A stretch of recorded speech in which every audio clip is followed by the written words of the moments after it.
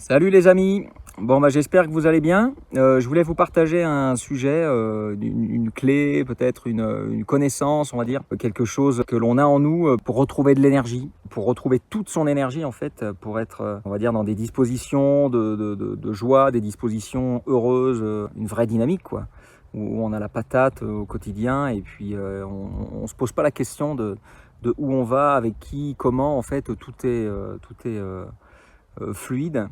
Il n'y a pas de grand secret en fait dans ce que je vais vous partager. Il y a quelque chose d'évident en fait, des choses simples. Et ça vient parler de notre système de priorité intrinsèque. Il faut le comprendre comme si c'était une guideline dans notre vie. C'est vraiment le chemin tout tracé qui nous permet d'être heureux, tout simplement. Le terme système de priorité intrinsèque, c'est rien d'autre que vos priorités dans la vie. Elles vous sont propres. Moi, j'ai mes priorités. À partir du moment où je suis mes priorités, et non pas celles de la société ou de ce que je pense que les autres attendent de moi, ou que je ne fais pas les choses pour une question d'image, etc. L'idée, voilà, c'est de reconnaître, redécouvrir peut-être quelles sont vos priorités, et puis de les remettre dans l'ordre, en fait, dans votre vie, dans votre réalité. Alors, je vous le dis tout de suite, en fait, ça ne répond pas à une logique intellectuelle ou une logique de calcul, une logique d'analyse. À partir du moment où vous allez suivre votre logique analytique, vous allez forcément trouver des réponses, une direction à prendre, qui est celle qui correspond à vos conditionnements, aux conditions, on va dire, des gens qui vous entourent, de vos parents peut-être, de la société, de votre éducation, etc. Mais en tout cas, ça ne correspond la plupart du temps, en aucun cas, à vos désirs profonds. Donc cette logique, l'idée c'est de la mettre de côté, d'accord ? Nous avons une autre logique, une logique intrinsèque, ce qu'on peut appeler notre mission. On n'est pas tous faits pour faire la même chose, hein, que ce soit dans le règne humain, dans le règne animal, dans le règne végétal, etc. On a tous quelque part une fonction, on a tous une forme, on a tous des qualités propres, des capacités propres. Ça ne nous empêche pas d'en développer par ailleurs, mais on va dire dans une certaine limite naturelle. Maintenant que vous avez compris ça, en fait, c'est très simple. Si vous suivez une logique, on va dire rationnelle, analytique, intellectuelle, sociétale, il y a de fortes chances que vous tombiez dans l'épuisement. D'accord ? Sauf si vous êtes en phase à 200% avec vraiment votre environnement, voilà, la vie telle qu'elle est proposée aujourd'hui dans nos habitudes sociétales.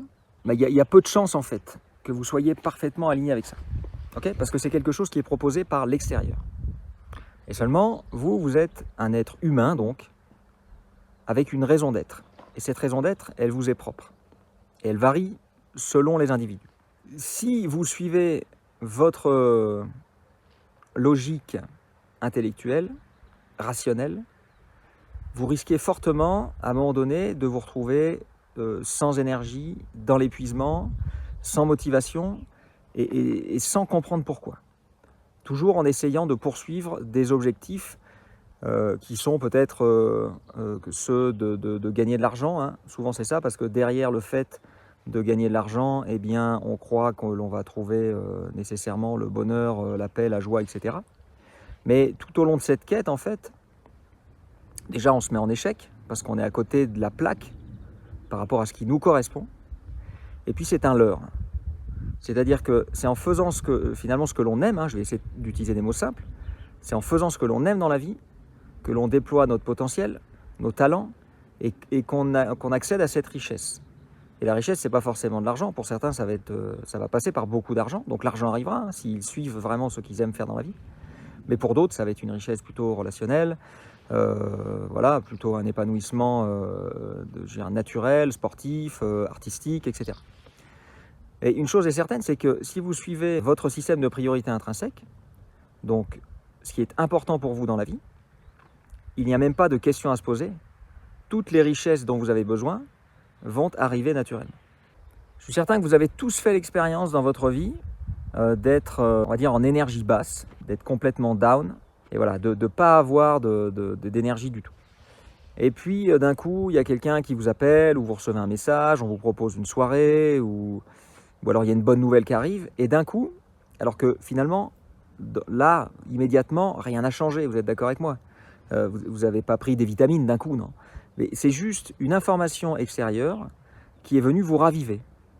Et d'un coup, vous retrouvez de l'énergie, vous retrouvez de la relation, etc. Vous retrouvez un sens à votre vie. Tout ça parce que il y a quelque chose qui est venu se mettre en rapport avec vous, qui correspond véritablement à ce qui a du sens pour vous, à ce qui vous anime. Okay. Si vous observez les enfants, pareil, moi j'ai une fille de 5 ans, lorsqu'on se balade avec elle et puis qu'il n'y a pas, voilà, quand on est tout seul, elle va me demander à venir dans mes bras, etc. Elle ne va pas avoir l'énergie suffisante, on va dire, disponible pour pouvoir marcher, parce qu'elle n'a pas de motivation. À partir du moment où il y a d'autres enfants, ou alors qu'on met du challenge, qu'il y a du jeu, etc., eh bien, voyez comme immédiatement l'enfant retrouve de l'énergie. Considérez que dans notre vie, même en tant qu'adulte, c'est exactement la même chose.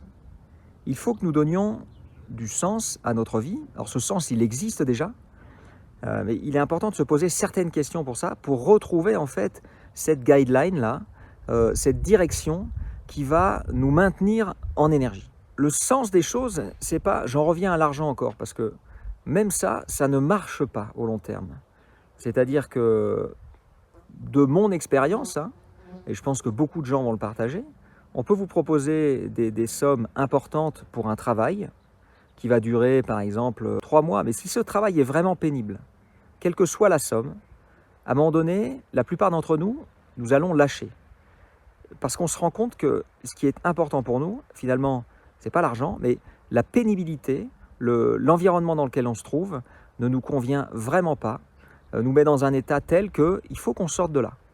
Nous n'avons pas d'autre choix, sinon on tombe malade. Il y a forcément des conséquences, le corps vient parler, pour nous rappeler en fait qu'on est à côté de la plaque encore une fois.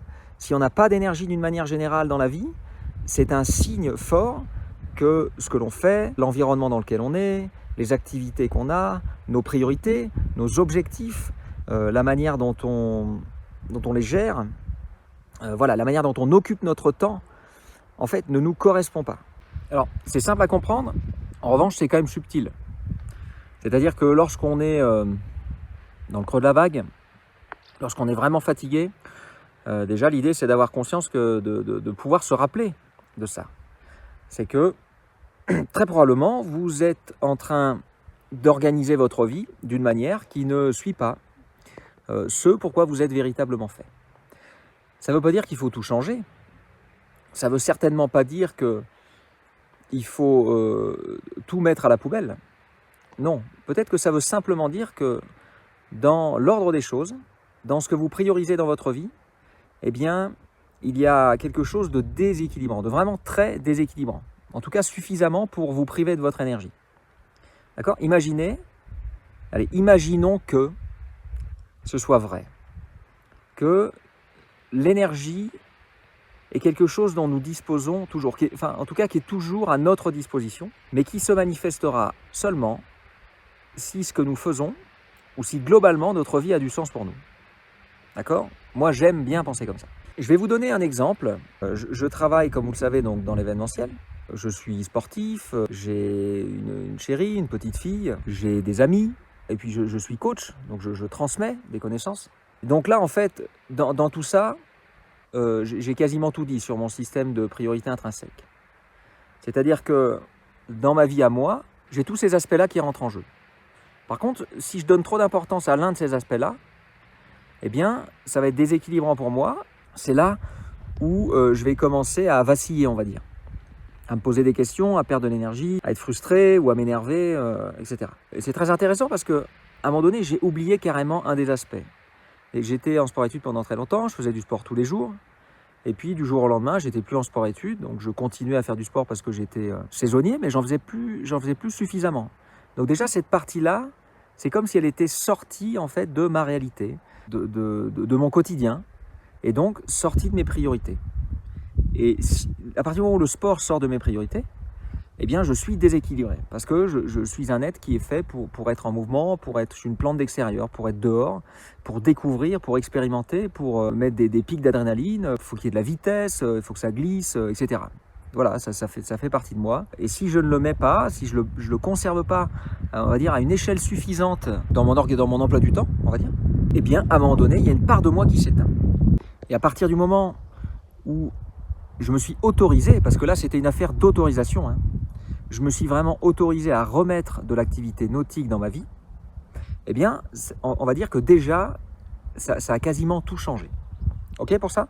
Ensuite, d'un point de vue professionnel, j'étais avant donc, dans les métiers de l'événementiel régisseur, et il m'a fallu longtemps pour comprendre que la régie, c'est quelque chose qui m'a beaucoup appris, et c'est quelque chose qui, à partir du moment où je le priorisais trop, venait à nouveau extrêmement me déséquilibrer. Parce que l'environnement proposé en régie, le fait de travailler sur des montages, sur des démontages, souvent dans des endroits qui sont clos, parfois sous terre, sur des amplitudes horaires assez importantes, eh ben, je peux le faire un petit peu. Mais si c'est le premier point dans mes priorités, c'est-à-dire que si c'est là où je passe le plus de temps, eh bien, ça ne va pas le faire pour moi.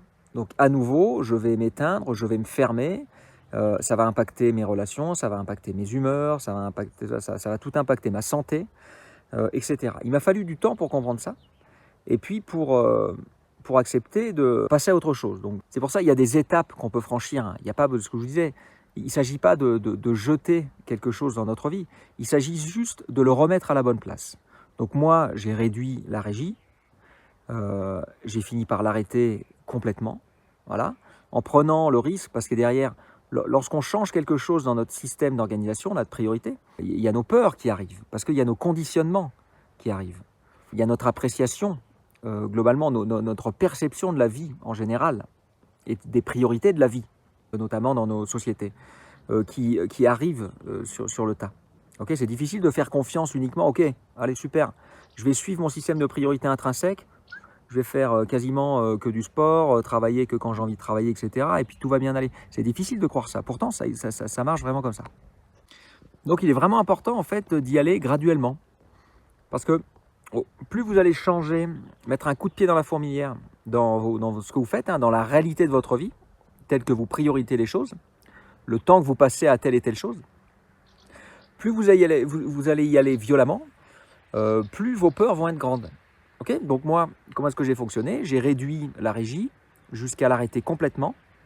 Et en fait, j'étais suffisamment sécurisé au niveau financier, parce qu'en arrêtant la régie, je me coupais de plus de 50% de mon chiffre d'affaires. Hein. Donc le risque financier, il était réel. J'étais suffisamment sécurisé par ailleurs pour pouvoir, on va dire pendant 6 mois, 1 an, permettre à la machine de se relancer. Et donc de pouvoir dériver vers uniquement des missions, ce qu'on appelle du topage. Je ne vais pas vous expliquer ce qu'est le topage dans l'événementiel, mais disons que c'est un métier qui correspond beaucoup plus à ce pourquoi je suis fait, voilà, en termes de temps de travail, en termes d'enjeux, en termes de challenge, en termes de posture aussi. Donc, je suis vraiment maintenant dans mes métiers d'événementiel sur quelque chose qui est beaucoup plus aligné avec moi-même, qui a du sens pour moi, à tous les niveaux. Au niveau coaching aussi, hein, j'ai fait des choix. Pendant 5 ans, j'ai animé un groupe de sophro. Maintenant, j'arrête le groupe de sophro pour prioriser autre chose, en fait. J'ai remis du sport dans ma vie. Là, vous voyez, je m'octroie une sortie VTT et c'est pas pour rien. C'est important pour moi. Je fais preuve de plus de discernement. Ça m'amène des solutions, des réponses, en fait, quand je cours, quand je fais du VTT, quand je fais de la planche à voile, quand je vais skier, voilà.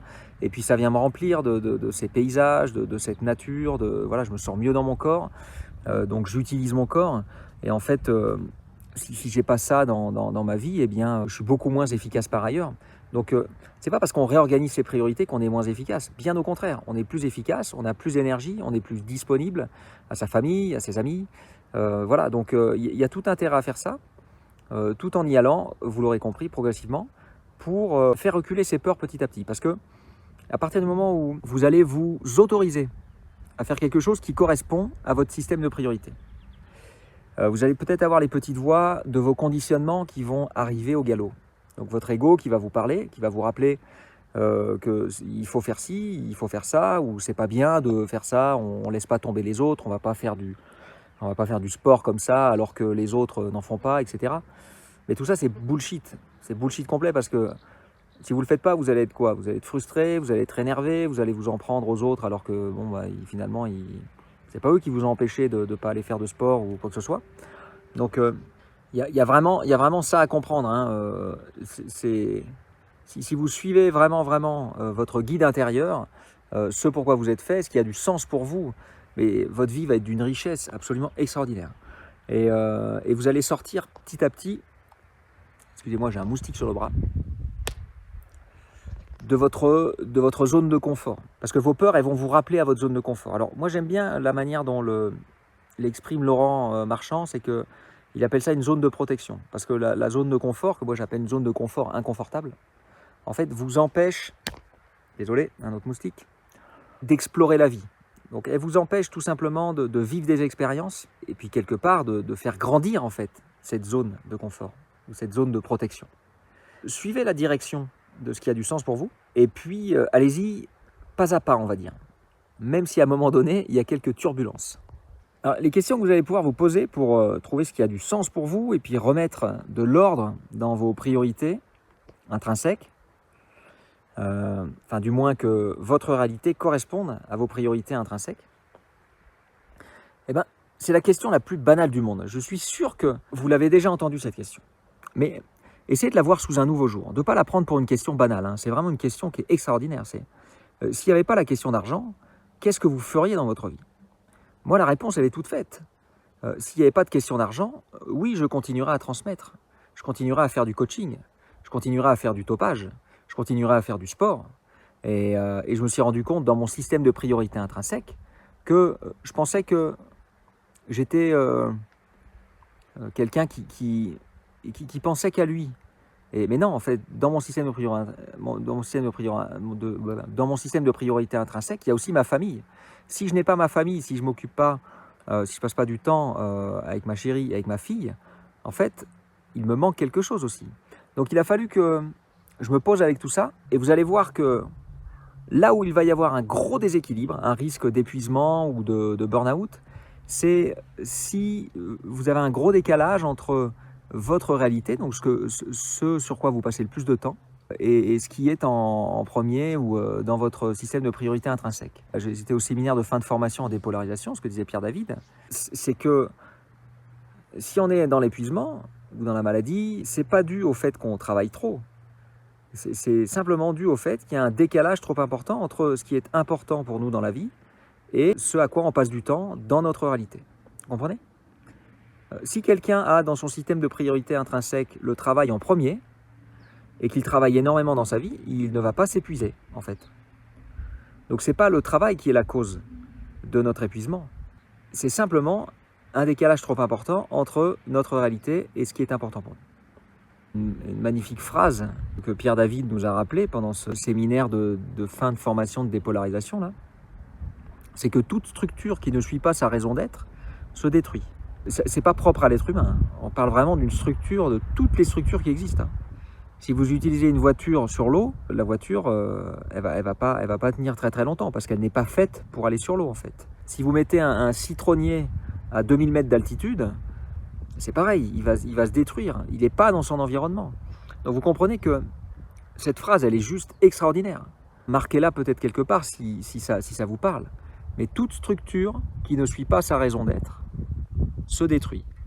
Et donc si vous êtes épuisé, si vous êtes malade, si vous avez des allergies, des douleurs chroniques, etc., repensez à cette phrase. C'est simplement que vous n'êtes pas en train de suivre votre raison d'être. Okay ? Et si vous êtes face à la réalité, on va dire économique, parce que la plupart du temps c'est ça, ou alors face à vos objectifs et que vous voulez absolument les tenir, parce que inconsciemment il y a quelque chose qui vous pousse à les tenir, remettez dans votre vie vos ingrédients motivationnels, c'est-à-dire vos priorités. D'accord ? Ça ne veut pas dire arrêter de courir après vos objectifs, mais ça veut dire remettez vos priorités dans votre vie en continuant à suivre vos objectifs. Et vous allez voir que vous allez gagner en efficacité et qu'une fois que vous aurez franchi vos objectifs, eh bien vous passerez à quelque chose de plus grand. Mais voilà, je vous encourage vraiment à tenir compte, à poser sur le papier là vos priorités et puis et regarder en face ce que vous vivez dans votre vie, quoi. Et vous allez comprendre pourquoi, à un moment donné, vous êtes malade, épuisé ou quoi que ce soit. Ou mal dans vos relations, etc. Une autre question super intéressante que je vous encourage vraiment à vous poser, en tout cas moi qui m'a beaucoup aidé, C'est une question qui vient encore une fois de Laurent Marchand et dans son livre, je vous encourage à lire son livre Tout est possible ou à suivre ses formations, c'est extraordinaire, son processus de matérialisation. C'est vraiment, plutôt que de vous dire qu'est-ce que vous avez envie d'avoir ou de faire dans votre vie, c'est quelle expérience vous avez envie de vivre. D'accord ? Quelle expérience vous avez envie de vivre avec vos amis, avec votre famille, avec vos enfants, avec vos collègues, dans votre travail. Et ça va vous aider à définir en fait l'environnement dans lequel vous avez envie d'être, l'énergie dans laquelle vous avez envie d'être. Et puis, ça va vous aider surtout à, on va dire, à retrouver votre responsabilité parce que on est quand même une société de victimes. Et en fait, en étant victime, on perd notre pouvoir. En fait, on oublie même carrément qu'on a vraiment le pouvoir d'agir dans notre vie. On croit aujourd'hui très facilement que notre bonheur va reposer sur des conditions extérieures. Alors, c'est en partie le cas, on va pas, voilà, moi je vis pas dans un conte de fées ou chez les bisounours. Il y a des conditions à réunir dans ma vie pour que je sois épanoui et que je puisse me challenger. Et ces conditions, si je peux les réunir, c'est uniquement parce que je suis cette guideline, c'est parce que je suis mes priorités intrinsèques. Voilà, et puis, la super question à se poser, donc je terminerai vraiment là-dessus, c'est qu'est-ce que j'ai fait pour en arriver là aujourd'hui ? Ou qu'est-ce que je n'ai pas fait pour en arriver là aujourd'hui ? Regardez votre situation, si vous êtes mal, et posez-vous cette question. Qu'est-ce que j'ai fait pour en être là aujourd'hui ? D'accord ? Prenez l'entière responsabilité de ce qu'il vous arrive, et là vous allez reprendre l'intégralité de votre pouvoir. Vous allez redonner la direction qui est la bonne, si vous avez compris cette histoire de priorité intrinsèque là, et vous allez sortir, on va dire, de l'inconnu. C'était ça l'objet de cette vidéo, c'est que j'ai vraiment envie d'aider les gens qui sont dans l'impasse complète, qui ne comprennent rien à ce pourquoi ils sont dans le dur, ou ils sont mal, ou ils ont des difficultés, etc. Et je pense que cette vidéo peut vraiment aider. Bon. Les amis, si pour ceux qui veulent aller plus loin, je vous ai donné quand même quelques références là, sur la dépolarisation. Donc il suffit d'aller sur l'Académie de la haute performance, il y a un site internet pour ça. Le site de Laurent Marchand aussi. Alors, toutes ces personnes, ces coachs, ces mentors, etc., chacun a sa sensibilité. Vous les aimerez pas, peu importe. En tout cas, il y a des clés formidables dans tout ce qu'ils racontent. Et puis, vous pouvez aussi prendre rendez-vous avec moi si vous avez envie de creuser un peu, essayer de redéfinir ou de définir, d'avoir une lecture de votre système de priorité intrinsèque et des cheminements pour pouvoir le suivre à nouveau. Sachez que je suis là aussi pour ça. À bientôt les amis.